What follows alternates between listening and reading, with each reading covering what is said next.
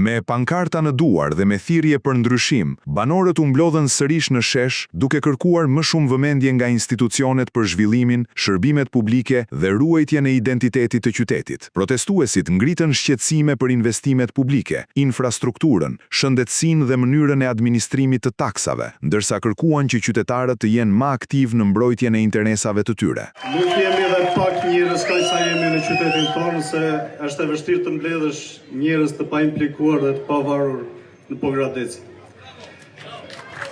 Unë si taksa pagues dhe si biznesmen i këtij qyteti nuk e di se për çfarë shpenzohen taksat që mblidhen për këtë qytet.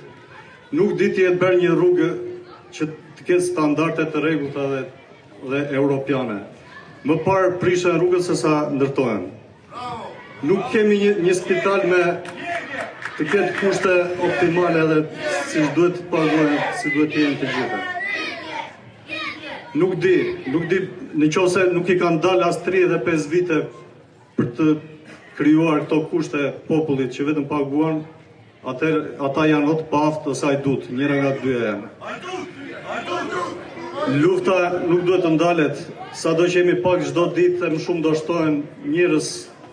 Duhet të ftojmë edhe krahët politike të bashkohen, pëse PD dhe kushdo tjetër, sepse të gjithë jemi për një qëllim. Shqipëria të ecë përpara. Gjatë protestës pati edhe thirrje për ruajtjen e vlerave të qytetit dhe kundërshtime ndaj ndërtimeve që, sipas organizatorëve, nuk i përshtaten karakterit të Pogradecit. Për të gjithë ju që keni marrë pjesë këtu, sepse kjo është një shenjë lirie dhe krenarie, sepse jo të gjithë kanë zgjedhur të jenë në këtë shes sot dhe jo të gjithë munden që të jenë këtu. Prandaj ky është një privilegj për ne dhe me të vërtet unë jam jashtëzakonisht i gëzuar që shikoj që në qytetin tonë, në qytetin të cilin të gjithë mendonin që ishte i dorëzuar para kësaj keqeverisje, ka dhe qytetarë të ndershëm, trima të cilët dalin dhe mbrojnë qytetin e tyre, mbrojnë të ardhmen e fëmijëve të tyre, mbrojnë pasuritë e tyre kombëtare, mbrojnë identitetin dhe trashëgiminë kulturore.